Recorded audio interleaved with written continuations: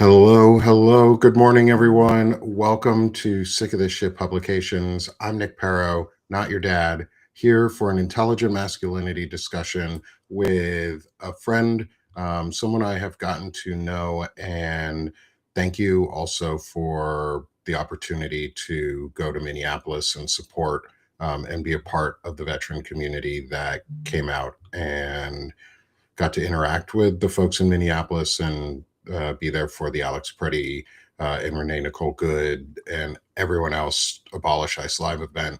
So thank you for that. Ken Harbaugh of the Ken Harbaugh Show, Navy pilot, veteran. Got a lot of questions for you today, and I want to know.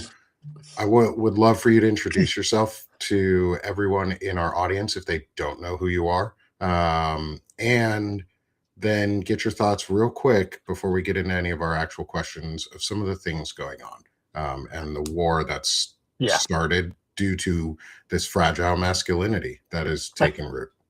Well, I think that's a big part of it. Thanks for having me, Nick. It was great linking up with you in Minneapolis, and especially seeing so many veterans come out to defend the honor of Alex Preddy. That concert was literally right across the street from where they took him from us.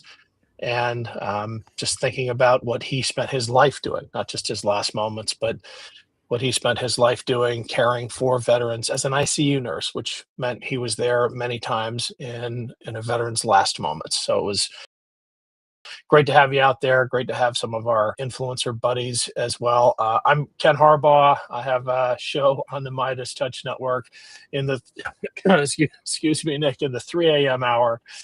If you want to get it when it first comes out, obviously it is archived, so you can go to the Midas Touch Network anytime and see the Ken Harbaugh show. But I'm former Navy pilot.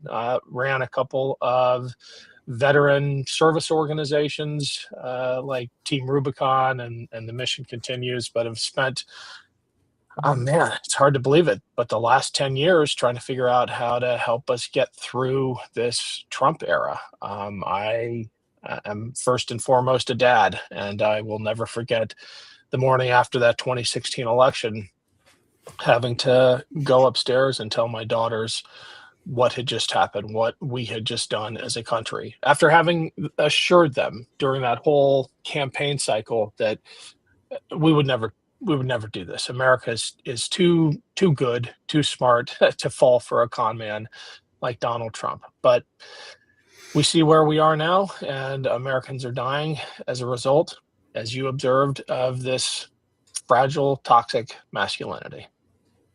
Thanks, Ken. It's good to have you with us. And thanks for that intro. And yeah, I want to get your thoughts on specifically around some of the quote leadership that we have, especially Pete Hegseth and some of the reporting that has come out around officers promoting a holy war and the violation of oaths and separations of church and state and our military's legacy. Could you talk on that as from your knowledge as a veteran and someone who's taken that oath, and what it, because I asked my dad, who's also a veteran, and he was like, I would have fired those fuckheads for saying that right away. But I'd love your thoughts on Pete Hegseth and these actions that are leading us into what appears to be a holy war and a new crusade, which is not what our military is for. Well, I think this problem infects multiple domains in the American government right now. It goes back to this virulent Christian nationalism that is on the rise, that has blended with this weird masculine cosplay. And I think a great example that is all over the headlines right now is this Markwayne Mullen character, right? Who's going to be the head of DHS unless there's a miracle, unless John Fetterman comes to his senses or someone else does. But here's a guy who never served, who never went downrange, but talks as if he's, a SEAL Team 6 guy. He talks about the smell of war in your nostrils, and when pressed on it, like like the guys at the bar every veteran has run into, mumbling to himself, trying to get attention, talks about how classified the mission was, that he can't talk Mm, about it because only 4 people in the U.S. government were read into it, and he's one of them. hmm And even the senators questioning him can't know about how super secret his missions were while he was a sitting member of the Energy and Commerce Committee.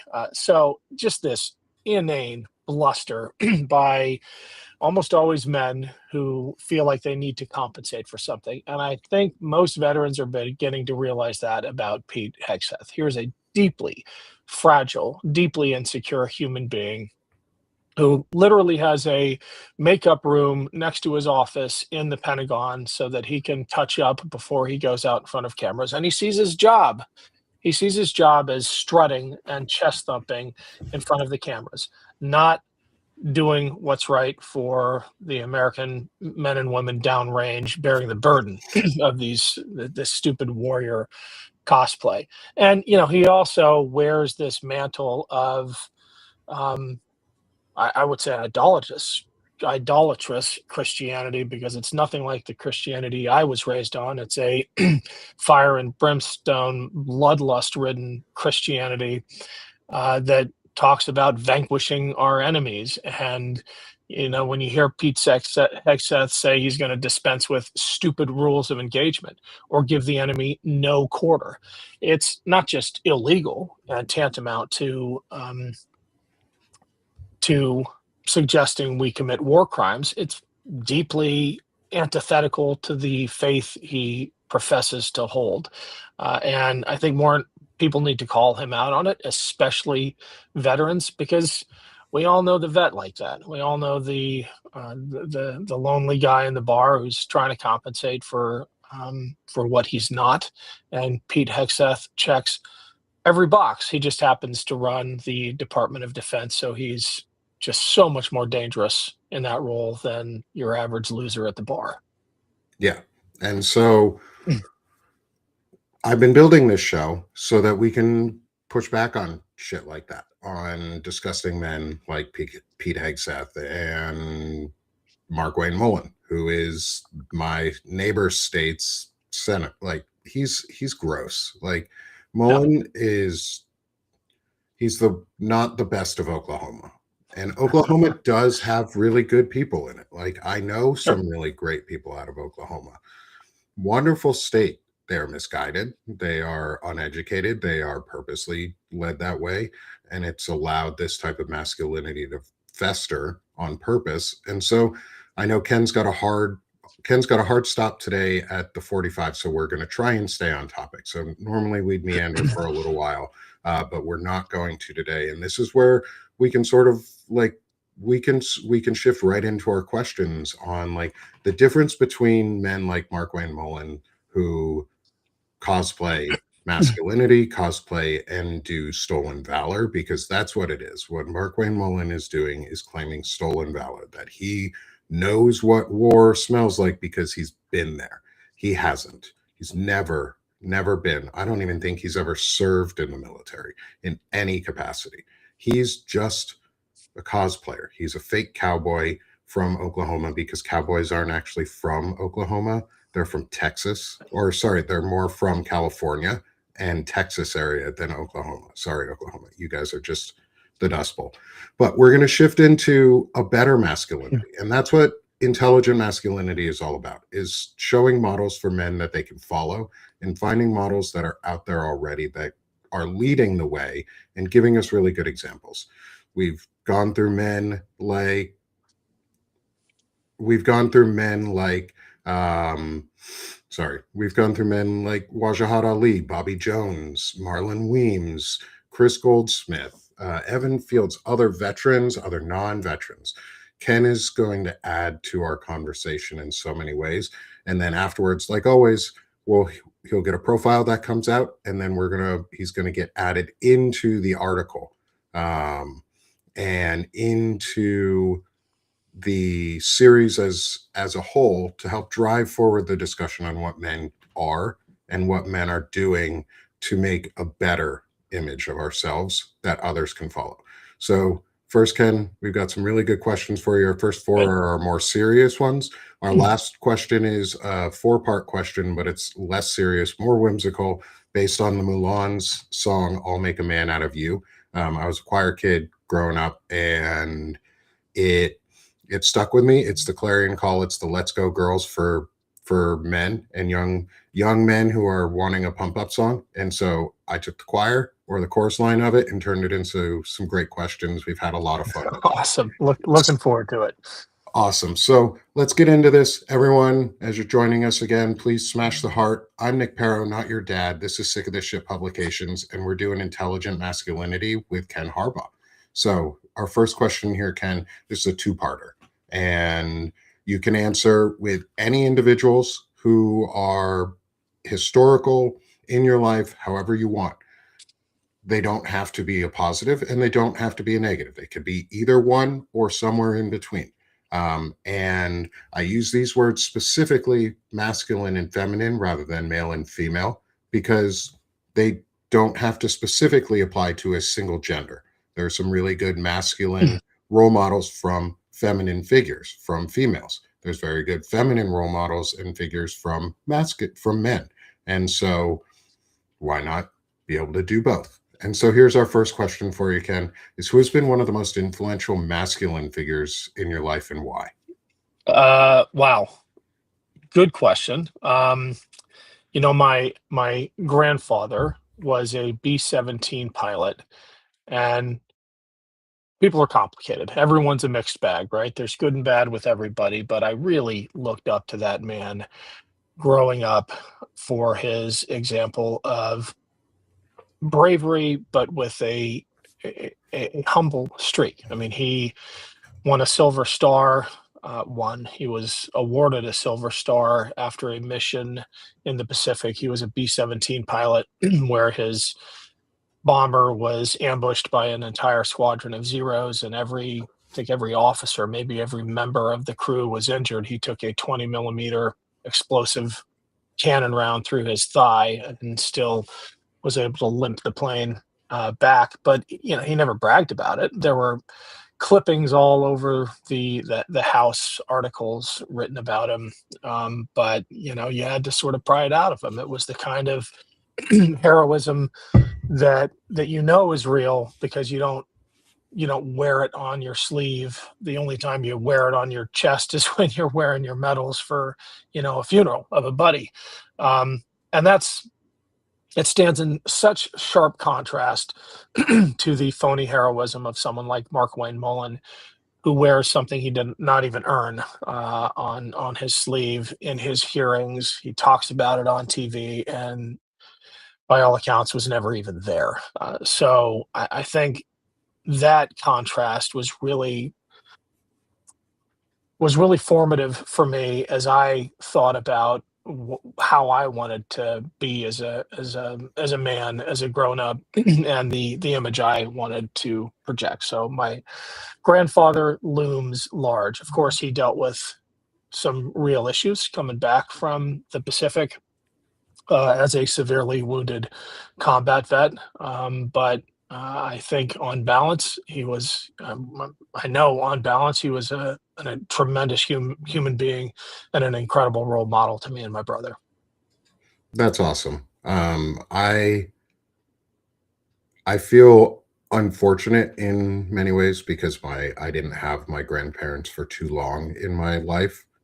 So I never got to experience one of my grandfathers, and my other grandfather died when I was 5, I believe. So I never got to grow up and hear and get that influence from them in those ways. And I when I hear others talk about like the multi-generational impact that they've had from grandfathers and others, I feel really fortunate that my kids get to experience their grandparents on both Yeah. sides, and so that they can learn and maybe garner those lessons from their grandfathers or their grandmothers or even their great grandparents who are still around. And it's great to see other men learning from previous generations, especially where previous generations, the definition of masculinity was looser in previous generations.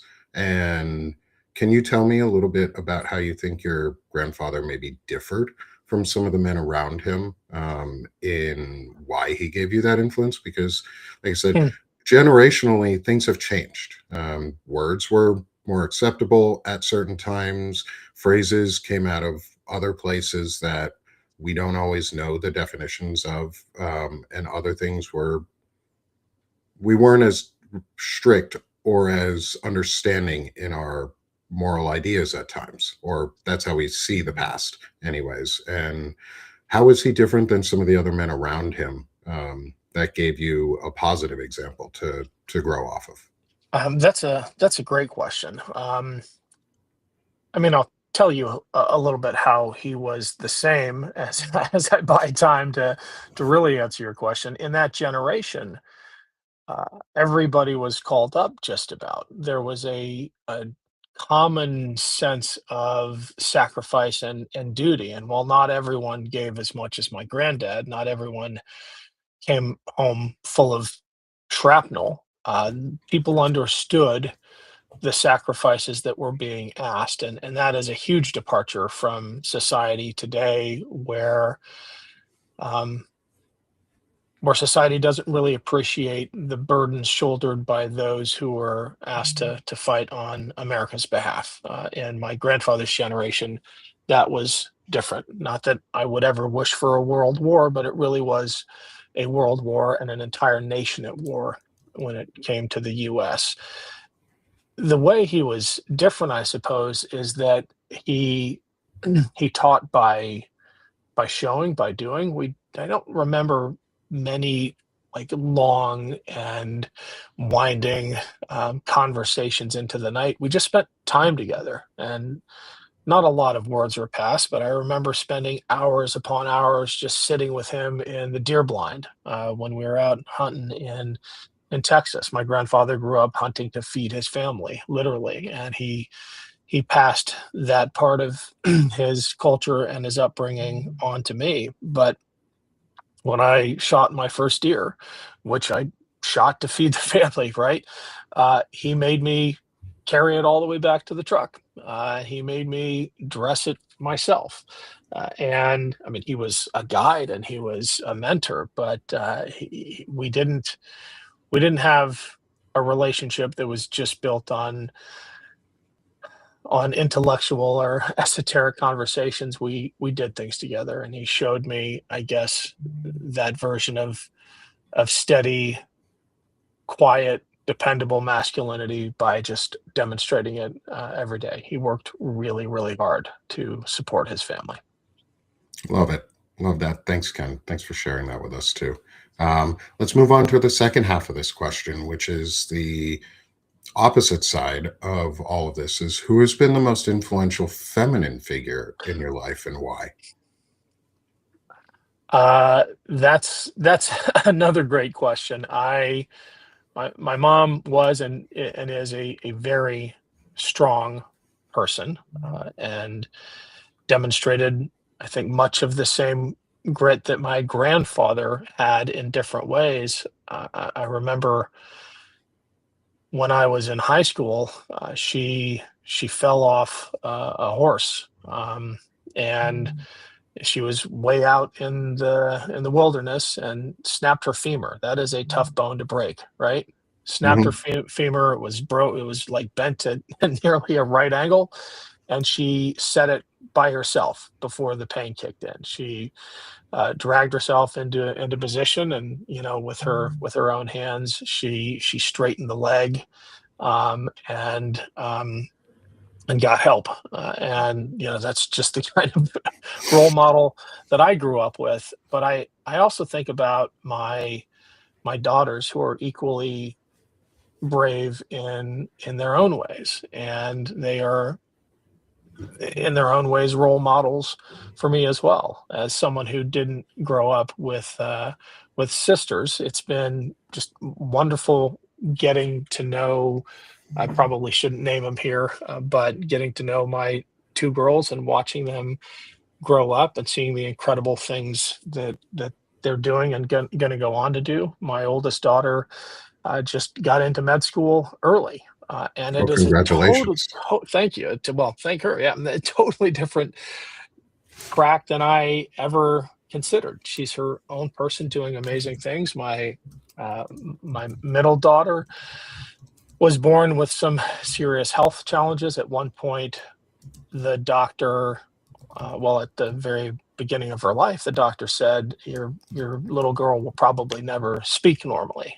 She needed 4 major surgeries before she was 4 years old. But now she's in musicals. And her last big one, I remember her, I might get choked up here. I remember her coming home. She was trying out for Cinderella, the musical, at the local community theater. And she came home and said, Dad, I got the part. And I said, Lizzie, what part did you get? Are you like a mouse? Are you one of the pumpkins? And she said, No, Dad, they cast me as Cinderella. So she went from a kid who the doctor said may never speak to like being the lead in a musical about a girl who transforms. What kind of dogs do you have, Nick? I've got I've got a I've got three of them actually. That it's trash day, so they're loud today. got it, The got it. garbage truck is out. I've Yeah, got a, I've a got. German Shepherd asleep right in front of me, so I'm glad I got the Oh, earpods in, or they would hear yeah, yours, and Archie would lose it. yeah. I've got a blue heeler mix, uh, American Staffordshire Terrier, and a Golden Hound, Awesome. which we got for free. The Golden Hound. Apparently, he's a designer dog, and he adopted us and broke into our yard. But yeah, I get my dog bells going off quite often. I have to say that's what you were just telling about your daughters is freaking amazing. I want to I went to school for music, and I did the musicals in high school, and I was a Mm, choir kid, and I did music theory and composition at Carnegie Mellon, and I got to work with all the theater kids and the opera kids and the folks who were doing that kind of production, and I got to record the operas and the concerts and the events, and it's so amazing to see the life that comes and creativity that comes out of the yeah, it actors really and is. It actresses, really and is. it's amazing, and I love it, and I'm so glad that you get to see your daughter do some amazing things. Like, we've gotten to one of the really unique things about all of this. I know it's sidetracking us just a sec. One of the really unique things, though, about all of this is I've gotten to meet parents who have adult children who, like you now and Marlon Weems, who we get to see and hear about their adult children and this amazing successes and how proud you are and how willing to show that emotion you are. And I think that is such a wonderful change from what we're experiencing in so many other men, where they don't show pride in their kids. It's almost like they don't care about their children having success unless that success directly impacts them and betters them. Whereas you're just proud for your daughter. You're just Yeah, so glad that your daughter is so excited and getting to do these amazing things. And I love it. It makes yeah, me totally. it makes me happy just thinking about it. And hoping to see my daughter be able to do those amazing things as she grows up. Um, so thank you for modeling that for us all and showing us like what it does look like to be an intelligent man and someone who can show his masculinity, because it's just better humaning. And so building on this, if I were to throw at the words intelligent masculinity at you, because it's not a phrase we hear very often, um, is what does it mean to you to be intelligently masculine, and how would you define that concept? I have a working thesis, but I don't want to bias you with it until afterwards. I don't know. Uh, Maybe it's easier to find as a contrast, as sort of an oppositional definition, because I know what masculinity is not, right? It's not acting before you think. It's not lashing out. It's not pounding your chest and talking about no quarter. like Pete Hegseth. And what's astonishing to me is what a litmus test that is, or a die marker that is for the kinds of people that I want to associate with and the kinds of people I want to look up with. Just about everybody who sees Pete Hegseth do that and says, "Yeah, that's what a man should look like," is somebody I want nothing to do with. But the vast majority of people I spend time with and I'm around, they see that and instantly know something's off. They instantly see that for the charade it is. And when I'm talking about the men who have that reaction, uh, that I think is an indicator of intelligent masculinity, a thinking masculinity, a non-performative but substantive masculinity that considers before it acts, that has as its foundational principle defending the weakest among us, and not beating up on the weakest among us. Another great oppositional definition would be the ICE agents who get off on dragging defenseless people out of minivans or shooting VA nurses who are unarmed and are just there to help, and then applauding each other, or putting 7 holes in a woman with 5 bullets and thinking that is something to brag about. I'm not hypothesizing any of these things. All of these happen. In the case of the 5 shots and 7 holes, that might have been a CBP agent, but there are all these DHS thugs that descend on our streets and bully others and think that that's what makes a man, and it's not. It's just the opposite. And the real men I know look at that and instantly know that is, what's the word, that is compensating for something. They Yeah. are they're covering for some deep insecurities or deep psychological issues. I don't know, maybe their granddads didn't spend time with them, right? Maybe their parents didn't love them. But it stands out so obviously to me that kind of behavior has nothing to do with real masculinity. Yeah. No, I totally agree. I'll give you my definition so that maybe you've got something to build around to. I've gotten this over time. I started this definition and it's really felt right throughout all the interviews so far. Is intelligent masculinity is the refusal to outsource accountability onto others and the discipline to live with the consequences of your values and actions. And you describe a lot of that, and you've been describing that throughout what you've been talking about, and you've gotten some really amazing feedback from some of the folks in our chat, so they really appreciate what you've been saying. One of the ones that I want to read this one from our friend Zupels is, I thought I respected Ken before this podcast, but it's given me a newfound respect for this man. And so I think that's the biggest gift this series is offering, is showing men for who they really are in so many good ways. Nick, can I ask a boomer question? Yeah. Where's the chat? Oh, I would love to follow it. Oh yeah, I sent in the private Okay. show here. I'll send it again for you. Is it the Substack chat? Is that Yeah, where? the Substack Oh, chat. got it. Yeah. All right. That makes more sense. We don't Okay. really our YouTube chat and our Twitch. So we're streaming on YouTube and Twitch right now, and actually Okay. on TikTok too. Hey everyone, on all our other platforms, if you're here with us, smash the heart where you're at and send a comment. We do have a comment stream there, but I don't tend to show it because it's not as active. Our primary place is on Substack. But what you were talking about, I want to read, because I've written a couple articles about this, and I won't derail us really too far, but what you said fits exactly within my article that is the first of the Intelligent Masculinity series, called Masculinity and the Lie of Outsourced Accountability. And I'm just going to read this small section. Is, when accountability disappears, violence does not arrive as an accident. It arrives as the central feature. This is why fragile masculinity thrives inside authoritarian systems. These systems do not require men to practice reflection, express empathy, or seek growth. Rather, they reward unthinking compliance while punishing moral consciousness. They offer men a mask, literal or symbolic, behind which harm can be committed without thought or ownership.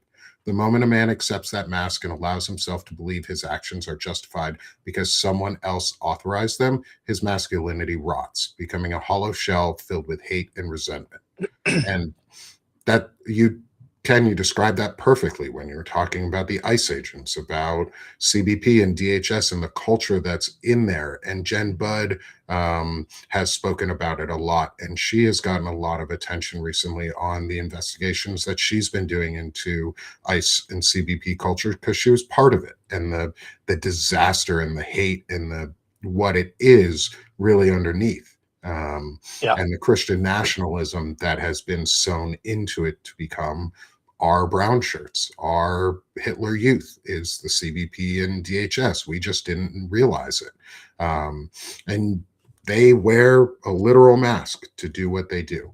Yeah. And whereas Ken's out here without a mask, exposing his face, talking about himself, expressing himself, he's being vulnerable and honest and authentic while he's doing it, and it works, and it shows people who he really is. He's not hiding behind anything. And so building that into the next question is, how do you intentionally model intelligent masculinity in your own life? Well, I've only been thinking about intelligent masculinity for 5 minutes. I love your framing, but I do think more broadly about positive masculinity, because obviously with Valor Media, we're trying to bring together creators and influencers who reject the toxic notions of masculinity that have overtaken the so-called manosphere. Not a term I love, but everybody knows what I'm talking about when I say it. You know, the podcast bros, the Joe Rogans and the Andrew Tates, who have somehow convinced a significant chunk of a generation of young men that masculinity means beating up on the little guy, or objectifying and subjugating women. That is not what masculinity is at all, much less intelligent masculinity. And Nick, I would love to expound on some of your observations with one more, which is that at its core, toxic masculinity, the opposite of intelligent masculinity or positive masculinity, is about cowardice. And you can push insecurity and overcompensating and all of that into it. But I think if you frame it in terms of cowardice, it not only skewers the performative cosplay of the Pete Hegseths and the Mark Wayne Mullins, it allows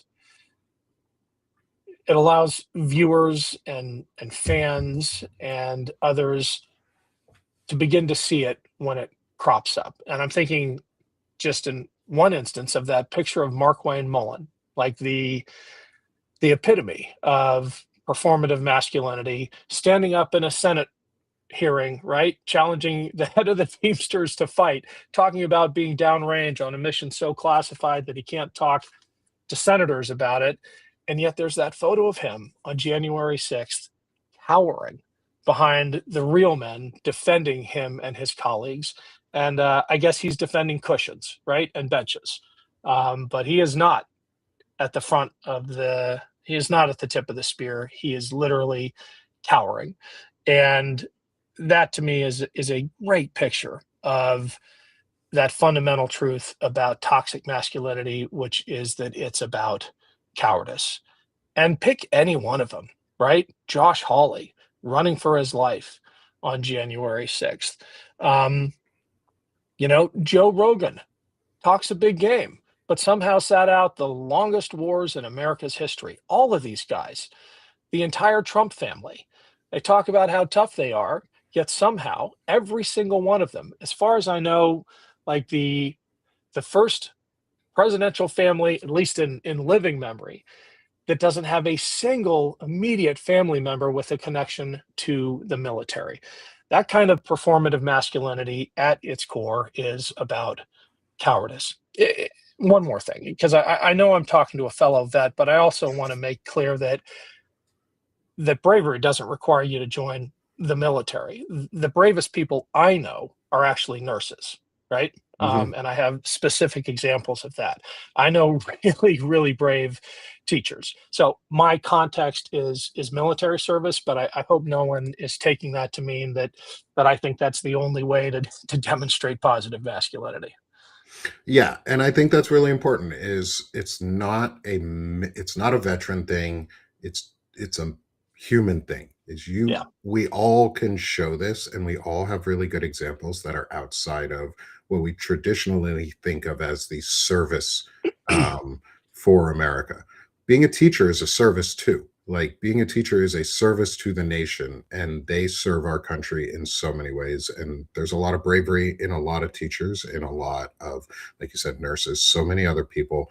But yeah, we see bravery and courage from a veteran's point of view, from a war footing, or from however we've seen action, and it's much different when you're in person seeing some people do some really remarkable things yeah. compared to just hearing about it or pretending like these fake men do. And so one of the things too that I've noticed that and this is one of those where it's becoming very apparent how people on the right, specifically the technocrats and the billionaires who are just shitty, um, is we heard the other day from Mark Andreessen saying that empathy he rejects empathy or like self-reflection. He never does Right. it. He hates it. However, those who are intelligent in general, who are good humans in general, reflect. They self reflect all the time. Like it's a growing tool. And one of the things I found for intelligent masculinity is reflection. Self reflection and self evaluation are really, really important because they allow us to see where we failed and where we succeeded and learn from them and what we can grow out of those. And because failures bring us a lot of opportunity for growth if we're willing to learn from it, and so does success if you're willing to just set maybe ego aside and evaluate what you did well and didn't do well during your success. And so, what do you use for tools, or how do you use self reflection and self evaluation to Yeah. make yourself to learn, to grow from what you've done? Uh, I think the most important thing that I have learned over time is to think a little more philosophically about what success is.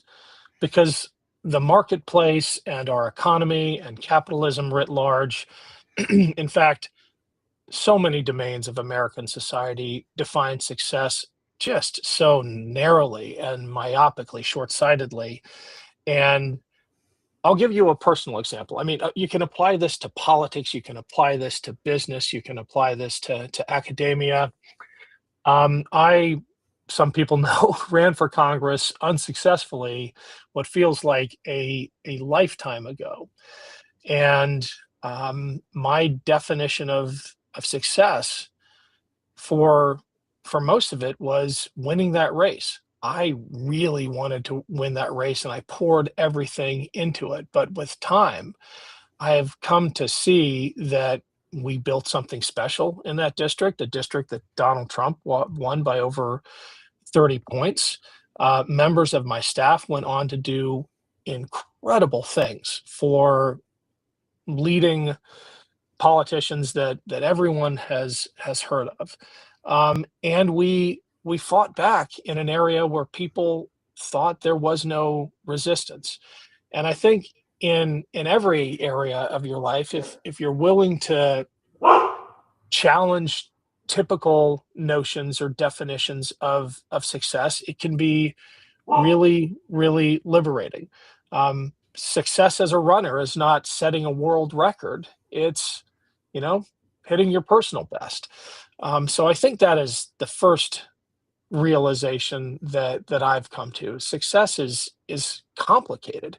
And when I see these, I guess, objectively successful people, objective in the traditional sense, I see them as complete failures in life. Someone like Elon Musk, who might be the richest man in the world, but has no friends, whose own kids despise him, whose legacy is going to be largely one of harm and destruction, that doesn't seem like a successful life to me.